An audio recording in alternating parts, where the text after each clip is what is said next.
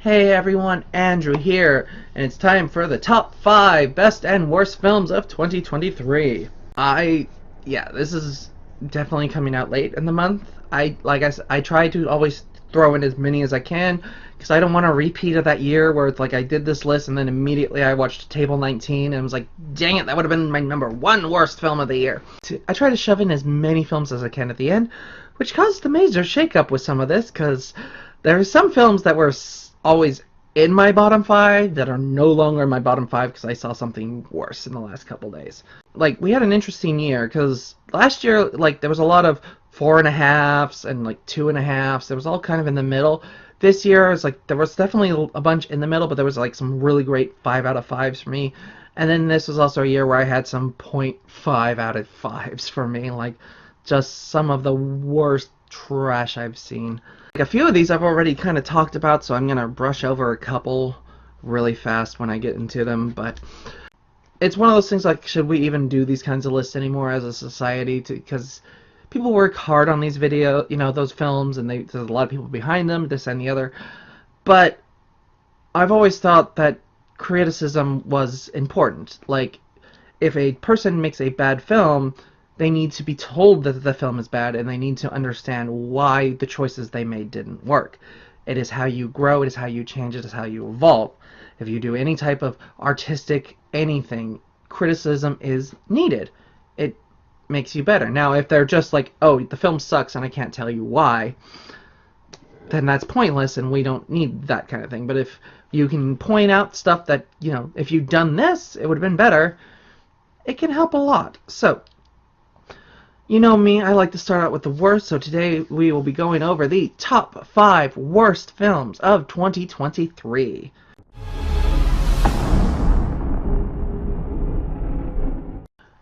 Shazam! Fury of the Gods.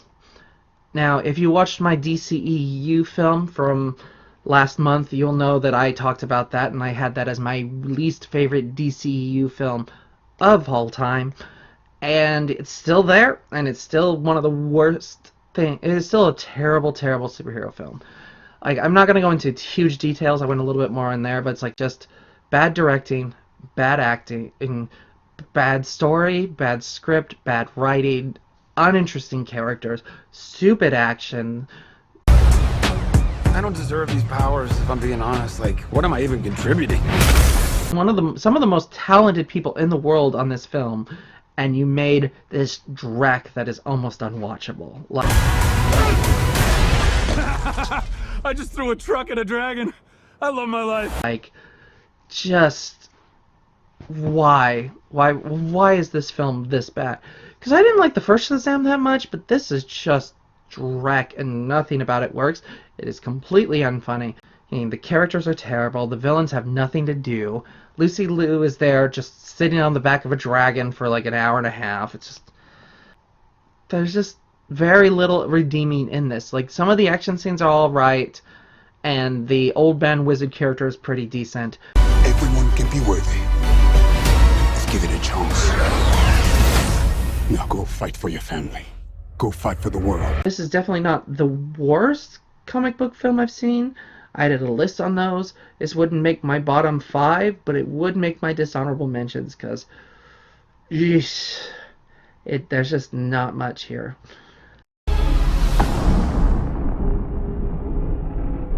Fool's Paradise. This one was a late entry. I only saw this like a day or two ago, and my goodness, was this just dreadful. Like, nothing in this worked. The only praise I could give this whatsoever is Charlie Day did a decent job directing it. It's decently directed, but it is a terrible story, terrible script, and the main character is a mute who barely reacts to things that are going around with him, other than to do comedic body humor, which actually kind of almost sort of worked. He's not deaf, and he's technically not mute. What's our first course of action? We are going to put his ass on the first bus downtown. But since he's mute and doesn't talk, his best friend / manager does all the talking, which of course is Dr. Ken Jeong. Excuse me, Mr. Pronto. Can I call you Latte? Which, I don't hate Dr. Ken Jeong. I like him. I watched The Masked Singer. Like, in small doses, he can kind of work, but you need someone to really rein him in and keep him in check and keep him under control. And a mute Charlie Day isn't going to do that. Me are gonna do big things, pal. I can feel it. Look, that guy's ahead of the studio over there. All his teeth are fake, by the way. I'll say hi later. Oh, see her? The one who looks like a model? Don't look. She's actually a prostitute. The film is just also completely unfunny, uninteresting, really terrible look into the Hollywood genre and the everything that's going on, and that just it goes for the most basic, obvious, stupid jokes of we have the actor who thinks too much of himself. I understand you're from the streets. Mad respect, bro. We have the rich socialite woman who's only interested in moving herself up, but then will drop the person she's with at the drop of a hat. Make love to me, Lottie. Like I said, literally the only saving grace in this is the fact that it's decently directed. And, like, I hope Charlie Day gets another chance to direct something, preferably one he's not also starring in as a mute character. And it just does not do anything. And it's sad, because you know this was his passion project. He really wanted to make it. And he just made a nothing film, and it's like, why was this your passion project? But this was clearly like one where he's like, he brought in friends and people that he liked to do the movie, and they made the movie much worse. Like, and the fact that this is like Ray Liotta's last film is just depressing, because Take a look at this guy. What about him? He's a dead ringer for you. Man don't look nothing like me. I mean, look at him. He's too short. Get finished in day for you. it's like so many actors go out on like the worst film of their career.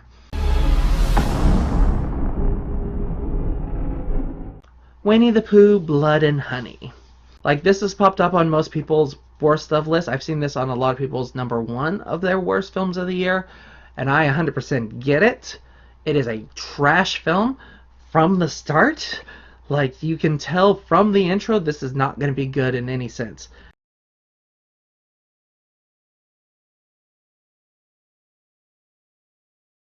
For starters, why in the heck would anyone make a Winnie the Pooh horror film? Also, why did anyone go see a Winnie the Pooh horror film? Why did this movie make enough money to make a sequel? Like, again, I didn't see this in theaters. I just saw it later out of curiosity. And there's days where I don't like my own curiosity. And, yeah, so it's like, from the get-go, it's a bad story. Bad idea. Bad concept. Just generic as hell. It's just a hillbillies killing people in the mountains story.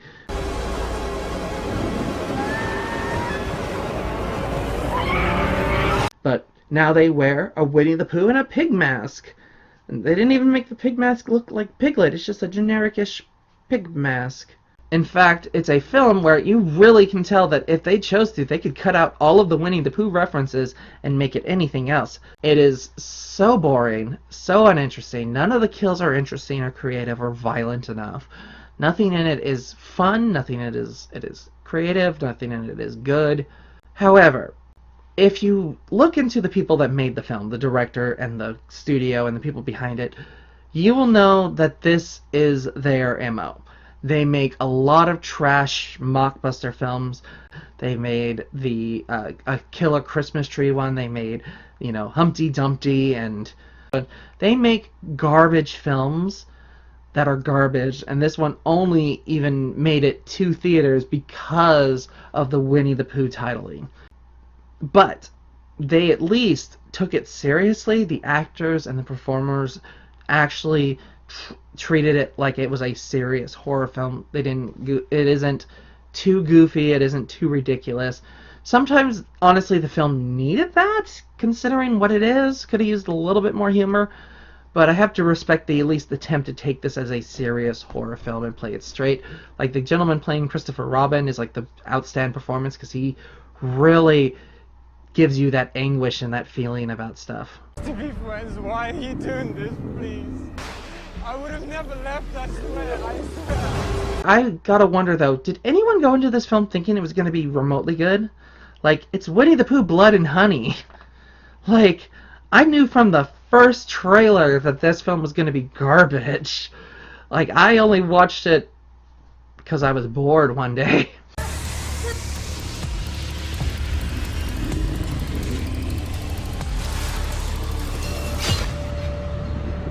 I don't like it. I think it's a terrible film. It has one or two little things in it that are okay-ish, and that's it, which keeps it from being in my bottom, but I 100% understand anyone that put it in their number one worst of the year spot.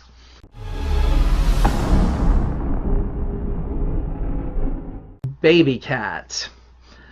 I went into great deal about Baby Cat in my What the Heck is Baby Cat video that I did in November. Please, I recommend go watch that. I break down the entire insane plot, the insane effects, the insane everything about this film, because this film is just one of the most bizarre things I've ever seen in my life. Legitimately, easily one of the worst film I've seen this year. Probably one of the worst films I've seen in years. It is just horribly shot and put together and badly acted. The premise alone is terrible. The premise alone is woman moves into apartment. Apartment has a woman that lives around apartment that acts like a cat and everyone treats like a cat. Have you considered getting a pet cat? Sorry, what are you doing? And then new woman starts having sexual feelings for cat girl. Cuddle with them. Love them. And that's the plot. And that's just the tip of the insane iceberg. Plus, just the effects alone in this film. The effects alone, honestly, almost elevate this to an so bad it's good film, because, my god, is there so many bad green screen effects. I mean, just look at some of these.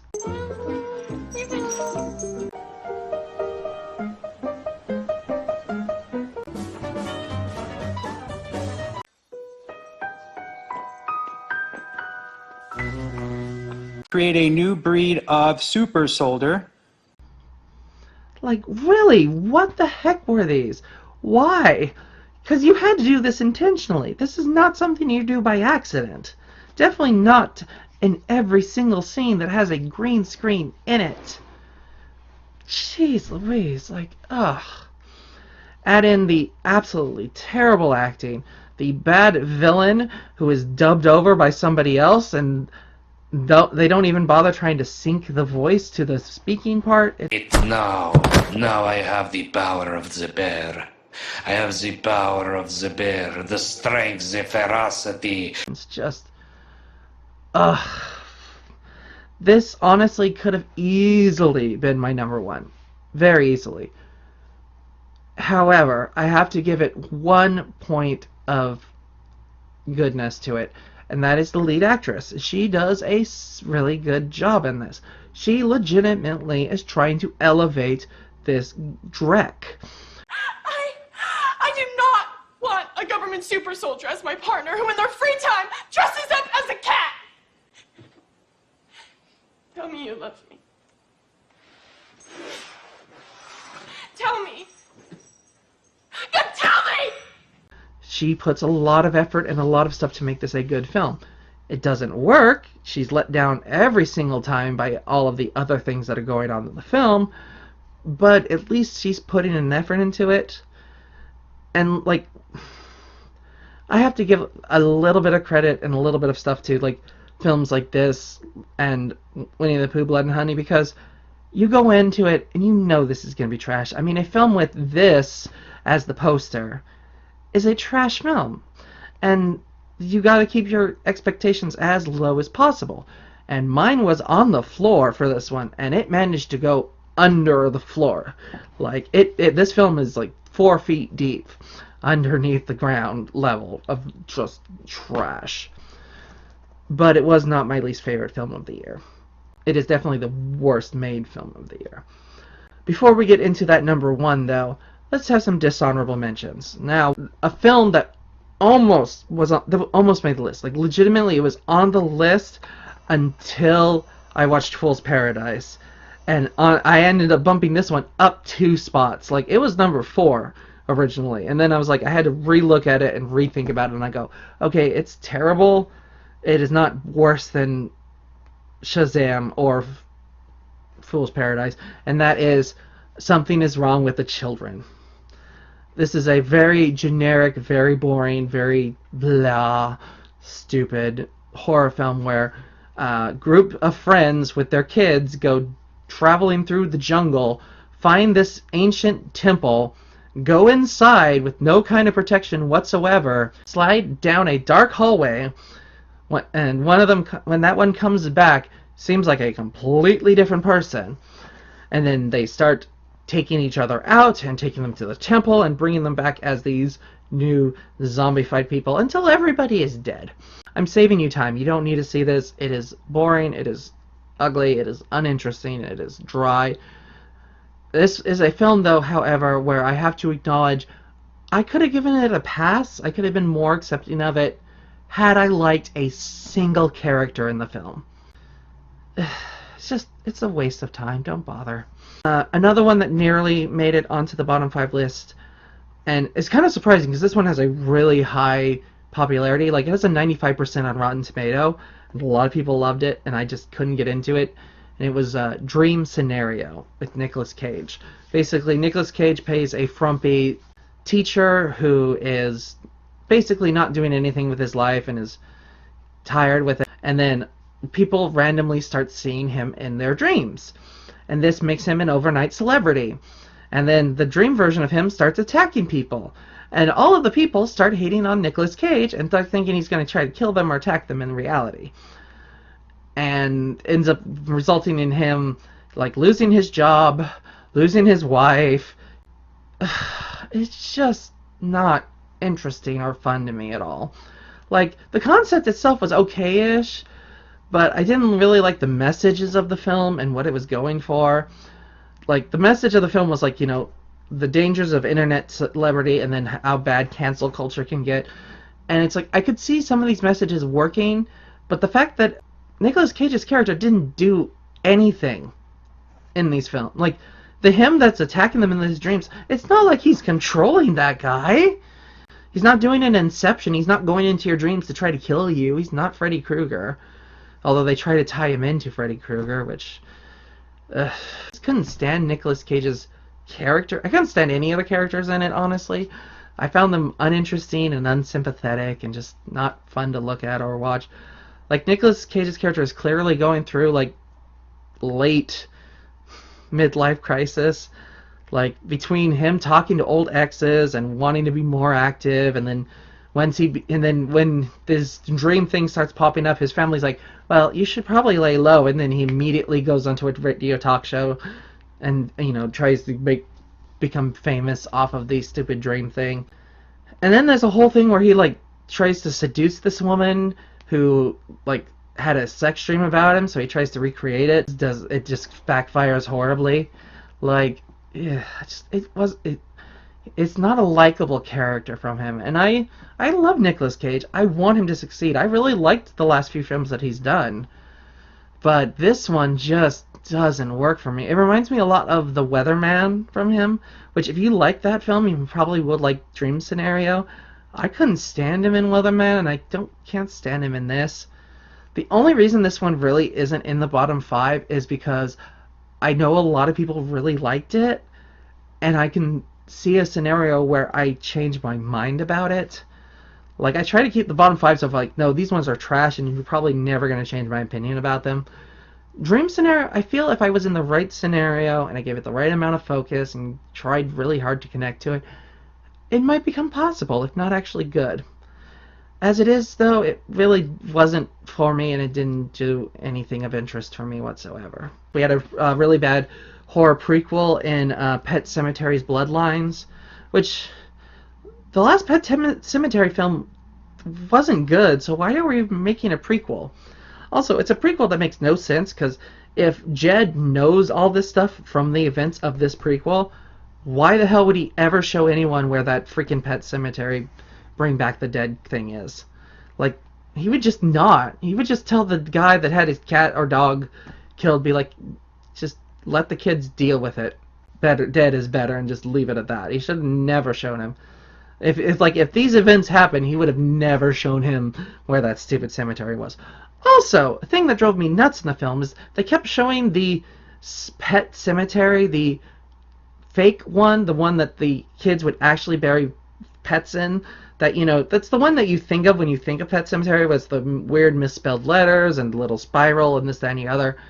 That's not the real Pet Cemetery. That's not the one that brings things back from the dead. That is in a completely separate spot, far away from the actual Pet Cemetery. Like, it is there, it's far away in the books, it's far away in both films, and yet this film kept cutting to shots of it, and they buried people in it, and they came back in that thing. And I'm like, did you not even look at the thing that you were basing this off of? Seriously? You couldn't even look to see if the Pet Cemetery was where the bodies were actually buried. Like, jeez Louise. We had Good Burger 2, which, I mean, Good Burger 1 is one of those films where it's like, it was okay for its time, and when you're that age, but it's an awful film. Like, it is. I'm sorry. I know people love it. I love it. I watched it multiple times. It's an awful film. It's not a good film. It's just a nostalgic film. It's a film that brings you back to your childhood. Good Burger 2 tries and fails horribly. It's just bad. I'm sorry. I 100% know people that are going to defend it and talk about it and be good. It is 15 years too late. Speaking of 15 years too late, Urkel Saves Santa, the movie. Like, why? Why the heck are we having an Urkel film in 2023? Like, Family Matters ended in the 90s. I don't know anyone that talks about Family Matters anymore. And if you do, you are talking about Urkel, unfortunately. But, you know, it also doesn't help that Jaleel White can't really do that voice anymore. Like, he was in his very early 20s when he played Urkel. You know, he was an actual kid when he started playing Urkel, and then he did it into his early 20s. Like, he's in his late 40s now. That voice is out of his range. He cannot hit it quite right. And then you had, like, it's just really stupid story and really uninteresting and just... honestly, Urkel is a character that does work for animation because you can go as big and over the top and as ridiculous as you want, which was a thing that you always did with Urkel. Also, I was weirded out by the fact that the Winslows were never mentioned whatsoever. Like, you know, the titular family from Family Matters. I understand that it became the Steve Urkel show as the show went on, but the fact that they weren't even mentioned, like, was so weird. Especially, like, the daughter, who was, you know, Urkel's main love interest. Like, it was unnecessary, weird.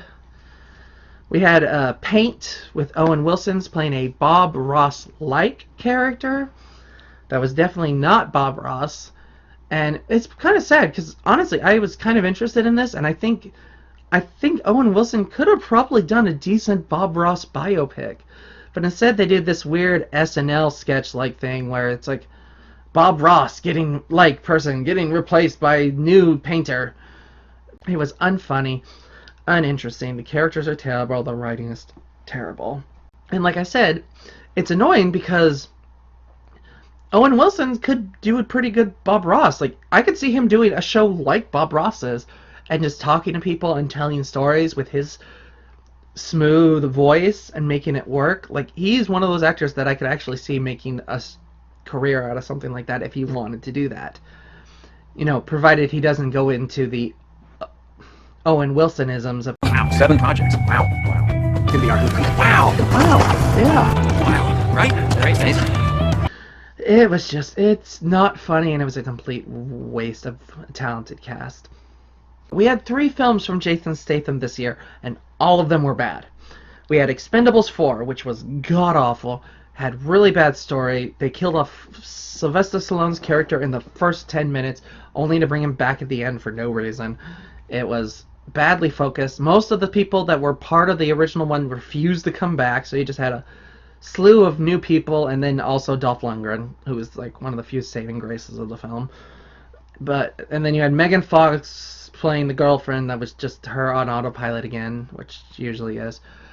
Bad effects, terrible screen. Like, I've seen people calling it this, like, the worst green screen of all time, and I'm like, no, Baby Cat. Baby Cat is the worst green screens of all time.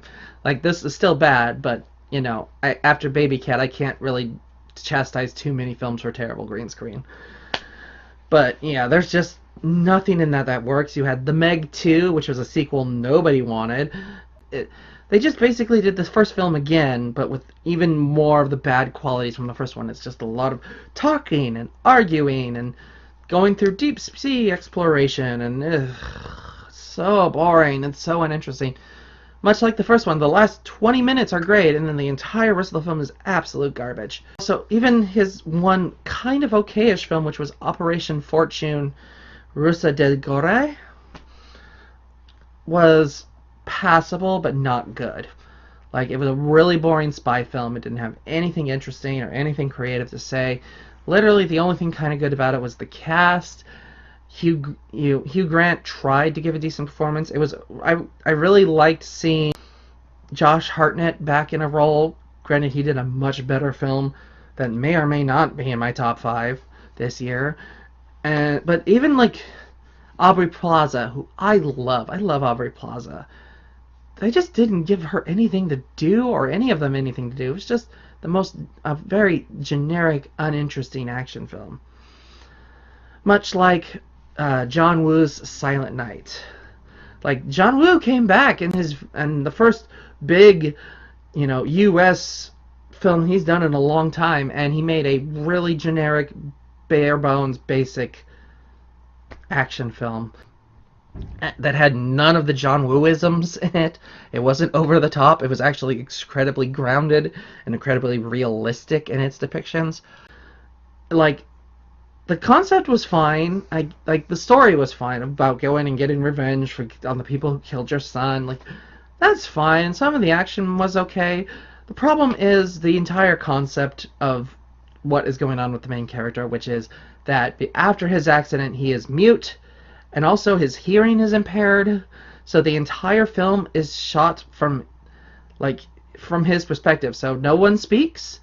No one, and if they do, we can only hear like a muffled voice a little bit, but mostly it's just silence and background noise, and it doesn't work. It gets so tedious so quickly, and it's annoying because it's like they're trying to, like, the action and some of the stuff could be good, but because of these choices and because of the way it's done, it's just not interesting and not fun at all. And another generic action film that we had was Heart of Stone with Gal Gadot. It was her attempt at a Jason Bourne, James Bond spy thing that just didn't work on any level. The action isn't good. The story isn't good. The performances are terrible. Like, the only thing I can give this film whatsoever is at least Gal Gadot isn't on autopilot in this one. She at least tries to put some effort in this, as opposed to her in something like Red Notice, where she appeared like she was drunk for the entire film. But that's it. Like, her giving a half of a darn is the only thing that makes this film passable, and it's barely that. You had Magic Mike's Last Dance, which was just, why? Well, no one wanted this sequel, especially with the choices that you made for it, because the entire thing is focused on Channing Tatum hooking up with Selma Hayek, and that could have been good if they played it more like a love story kind of thing, but it was, they kind of give up on that fairly quickly, and it becomes this whole thing about, we need to do a production, we need to do a stage play and make it sexy and do this, that, and the other. None of the boys from the original are back except for Channing Tatum, but all of them are, the rest of them are shoved away into a quick little cameo scene where they Skype each other, and it's like, really? The best part of the other two films was the guys and how they supported each other and interacted with each other, right? It's unsexy, it's unfun, it's un-everything. And then the entire film is told with narration by Selma Hayek's daughter in the film. So you have this 16-ish something-year-old girl narrating this story about a stripper falling in love with a woman and then making the sexiest strip show known to man. Waste of time. The Exorcist Believer, which I didn't think was that terrible. I didn't think it was good, but, you know, I'm like, people were talking about this beforehand like it was going to be the thing that brings The Exorcist back. And I'm like, nothing's going to bring back The Exorcist. Like, The Exorcist thing has been done so much by so many different things. You would have to do something truly interesting or creative or unique with it. I don't know, maybe like Pope's Exorcist, which is actually good. I kind of like that one. It'll probably be in my honorable mentions. But with this one, it's like, it's a terrible Exorcist sequel. You know, like all of the Exorcist sequels, they're just all bad. There's not a single one of them that's actually any good. And do not try to talk to me about Exorcist 3. That is not a good film. It is almost a decent film, but it is not. But this one, it's like, this one I feel like the idea was good. They had some okay concepts, bringing back the mom and Reagan, even if it was only just a brief cameo for Reagan, was a decent, good idea. If it had a better ending, it hadn't been so contrived, it might have been more passable. But for what it was, I'm like, it was fine. It was Jung-E, which was a Asian sci-fi film, basically, where the Earth and the Moon are at war because the people started colonizing the Moon, and the Moon people have been sending robots to do fighting, and there was this one human soldier who took out a whole bunch of the fleet and nearly like won them the war single-handedly, but she ended up dying at the end of that battle. But because she was like this low-class born person, everything about her brain and her mind and her personality and everything was up for grabs for the government, so they just kept making robots with her personality and sending her through these tests to try and see if they could make a better version of her.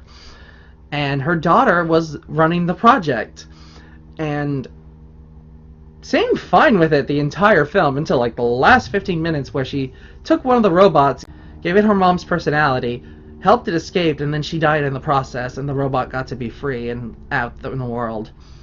And it's like, really? That was it? That's the story? It could have worked. Like, there's some elements of it that were interesting. It would have been way better if the daughter had like a personality or any kind of emotion or reactions to things, instead of just existing and being there for the entire film. Like, Knights of the Zodiac, which I skipped out on theaters because everyone told me like it was the worst anime crossover film ever. Like, it was worse than Dragon Ball Evolution. And then I watched it, and the film is just boring. It's not that bad. Like, it's bad. It's got really bad characters, bad story, a bunch of stuff that doesn't work, but it is not nearly as bad as Dragon Ball Evolution. Dragon Ball Evolution was a group of people all behind a project where not a single person in the entire project understood the subject they were even trying to make. Like, they just took the basic names and the bare bones concept and tried to do this own thing that worked on no level whatsoever. This film did try to be true to the anime and the manga to an extent. It's just a really dense, hard to understand and hard to get behind series, especially when the effects are not the best and the fighting sequences are not the best. But mostly the story is generic and boring. Like, it's not awful, it's just what it is. Like, I know people that hated it. I didn't think it was that bad at all. I wouldn't go out of my way to watch it again, but bad as Dragon Ball Evolution, not even close. It was Ghosted with Chris Evans and Ana de Armas, and some of the action was in this was okay, but the main two had no chemistry whatsoever. And I honestly was really disappointed because this was Chris Evans going back to who he was pre-Captain America. Like, this character was very much in line with him in Fantastic Four, with him in The Losers, and all those ones that he did before he became a more serious actor. And granted, he's a good comedic actor. He has some decent timing. He can make it work. But he's so much better in these more serious, more dramatic, more impactful roles. I mean, I have loved everything he's done post Captain America. Like, Knives Out, he's stellar in. gifted he's still in. Even The Gray Man, which Gray Man itself is a terrible film, he is the saving grace of that film. He makes that film almost fun. Like, I would watch a film that was just his character doing stuff from that. But, yeah. We had Mafia Mama, Toni Collette, you know, the woman who revitalized her career with Hereditary and made herself this kind of A-list female actress, and she's in a generic, boring, unfunny comedy about what if a housewife became a mafia boss, when the only real joke the film has is that her catchphrase and what she wants is to eat, pray, and F. Like, instead of love, she wants to have sex. Like, just no. And then the guy that you know is gonna betray her, guess what? He betrays her, and he dies as a result. Like, it's not good. It's not bad. It's just not. It's nothing. It's a nothing film. And then we have some of the made-for-TV ones, which, as I've said in the past, I don't count these towards the actual top 5.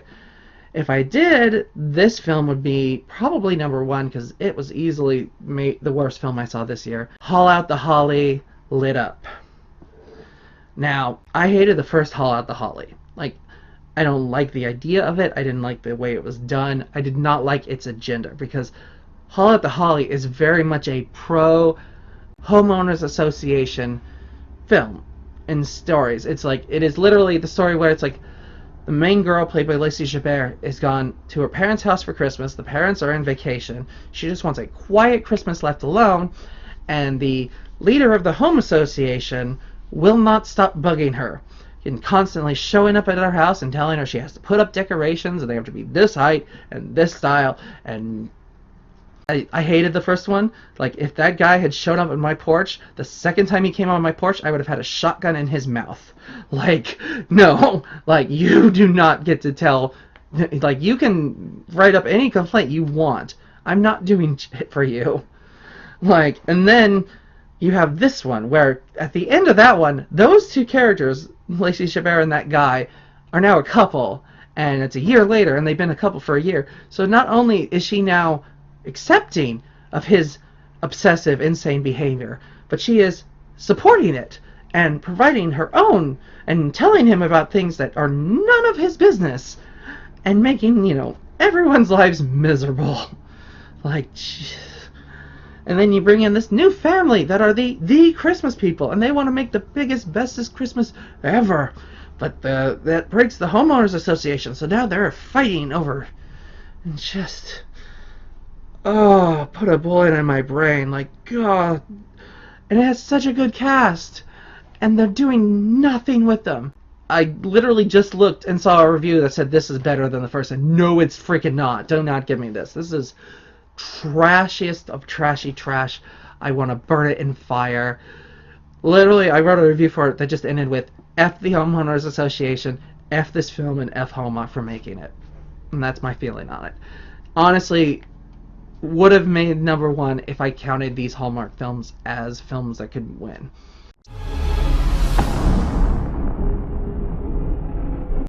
Spy Kids Armageddon. Now, this is a better made film than Baby Cat or Winnie the Pooh, Blood and Honey. It is just a terrible film in every other regard. So for starters, the effects are not great. They're not terrible. They're definitely not nearly as bad as some others, but they're hit and miss at best.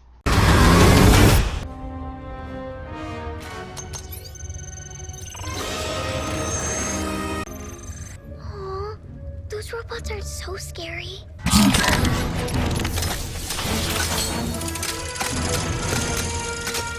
It's got a terrible script. It's got a terrible story. It's got terrible ideas. None of the new gadgets or any of the stuff is actually interesting or creative. It's boring as heck. The acting is god-awful. Everyone is there to make a paycheck. Even the little kids don't feel like they're invested in the story. It is... And the worst part is, it is just Spy Kids 3 and Spy Kids 4 shoved together and then sewn together into this monstrous, Frankenstein-esque, boring combination. Like, it is the most... It took the worst parts of every of the last two of these sequels and shoved them together and made something even worse. The best celebrities you could get to be the parents in this one were Zachary Levi and Gina Rodriguez. Antonio. Hi. Oh, good. It's locked. Just making sure. Really? The best you can do are these two. And here's the thing. I like Gina Rodriguez and I like Zachary Levi, but they're also terrible in this. Like, they have no energy. They're on autopilot. I've seen a lot of people bashing Gina Rodriguez for this one. She's not good. Hey, kiddos. We couldn't wait to show you this safe house when you children were old enough. If you're here now, and by yourselves, that means something has gone terribly wrong. But Zachary Levi is way worse. Like, he is on full I don't care mode. He is literally doing his Justice Shazam stick minus the childlike quality. So it's just him saying things that Shazam would, but without any of the joy in it, just as an adult. Like, I can do this. Hold on a second. We go into the video game? No. I think we need to regroup. There's no time. And I don't want to bash the kids in this, because they're, they're young, they don't know what they're doing, and they're not being well directed. But the boy was annoying as heck and just constantly talking. And then the girl was a goody two-shoes who was also annoying as heck. And stand here. Spy training. I'm gonna be the best spy ever. Tony! Hello. I couldn't stand her childlike innocence of looking at the world and being like, what if we just talk to them? Maybe they'll let us go. Like, and that's one of the problems with this, is the message for this film is incredibly childish.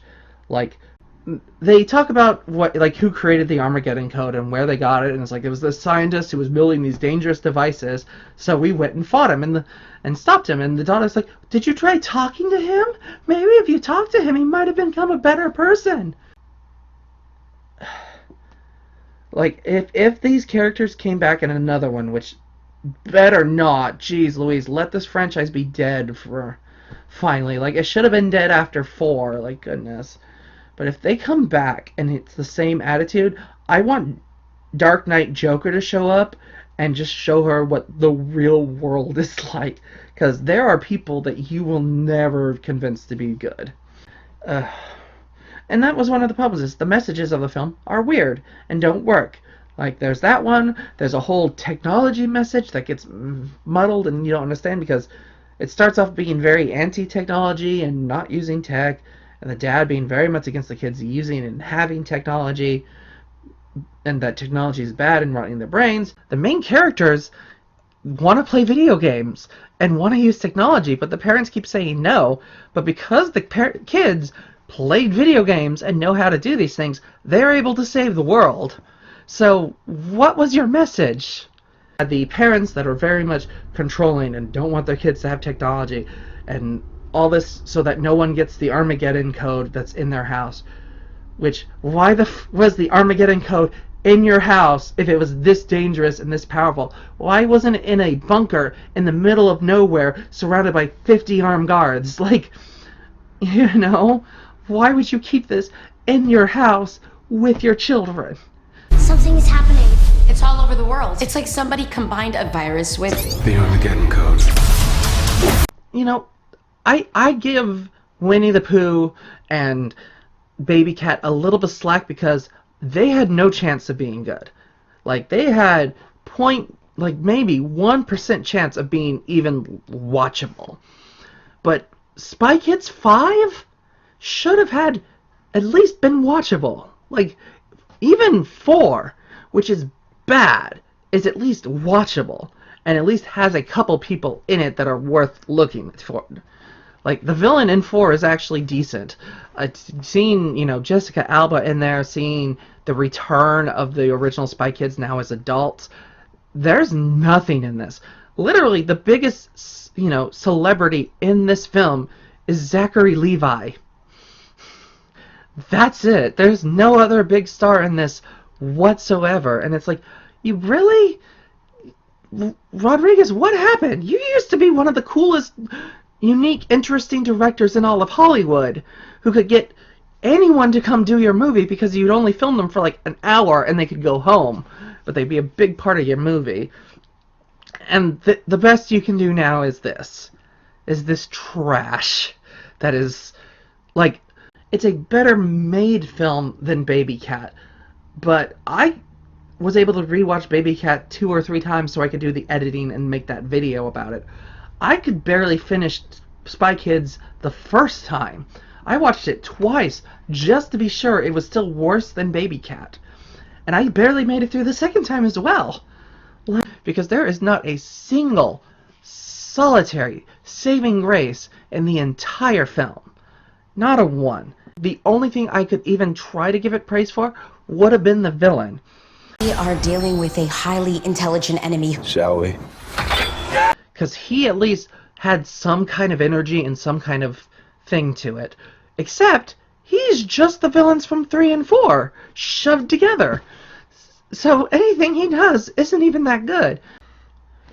And then, like, the entire franchise was about, like, these kids treating villains and treating bad guys as this and turning them over to the good side. But at least those villains had elements that you could try and salvage them with. But you have to remember, the bad guy from the first one, there were 2, and one of them only became a good guy after he got horribly mutated. The only after that was he able to become good. Like, and another thing, like, the Spy Kids franchise is not a masterpiece franchise, but the first 2 are great. Like, the first one is a really good concept and really fun with some great characters and cast in it. The second film is so much better and it has great characters, the use of stop motion, the use of the effects, the ideas, and some of the stuff that it brought up. Like, literally this morning I saw a quote on Pinterest that was just like them quoting Steve Buscemi going, what if God stays in heaven because he's scared of the things that he created? Like, that is deep. And that is in a children's film, but it has a really great concept and really good ideas, and it makes you think. And granted, Rodriguez hasn't made a lot of great kids films. Like, yeah, the first 2 Spy Kids, like I said, but from 3 on, he's made just really bad ones. But all of them had something salvageable in this, whereas this had nothing. Like, Spy Kids 3 had a good villain and some good ideas and had a really stellar cast. It just didn't have the technology to really do what it was thinking. Shark Boy and Lava Girl, again, was let down by technology and not being able to do really what they were thinking and not really have an idea what the story is, but it has a great villain in the kid villain. Like, George Lopez as the main bad villain did not work, but the kid villain from earlier really worked pretty well. The shorts had Helvetica Black, which I still remember her because of her. She had her own intro music and everything, and she was really interesting. And it had a couple good ideas in it. Spy Kids 4 had a great villain, and the use of time was interesting. And then you had, like, We Could Be Heroes, which had interesting powers and a really good adult cast. It just was let down by a really poor kids cast. But, like, this had nothing. There's just nothing in here. Your name? Patty Torres? Tony Torres? Your full name? We never use our full name. They're too long. Your full name, please. Patricia Angelita Starro Feliz Rayanen Tango Torres. Antonio Joaquin Cecilio Rogue Amadeus Tango Torres. Spy Kids 5? Made by Robert Rodriguez? A director who used to be one of the best directors in Hollywood? Used to be very creative and original and one of a kind. Everyone wanted to work with him. Who made masterpieces. Like, here's the thing. If he hadn't made a good film in 10 years, fine. He doesn't make good films anymore. He made Alita Battle Angel, which was a fun and blast. He helped direct, episodes of The Mandalorian, some of the best episodes of The Mandalorian. Like, he is still a good director. And I accept the fact that he doesn't necessarily do good kids film, but I still expect better from the guy that made Desperado.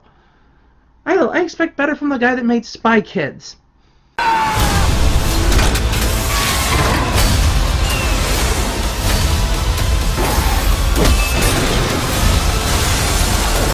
There's just nothing here. It's not worth it. It's it's just gonna rot your brain.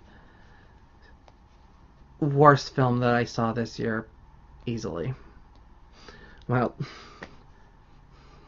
definitely the worst theatrical film I saw this year. Yeah, definitely my #1 worst film of the year. But that's just my opinion. What do you all think? Did you like some of these? Did you hate some of these? Were there some that I should have put way lower? Let me know in the comments below. Happy watching, happy reading. I will see you all next time. Bye!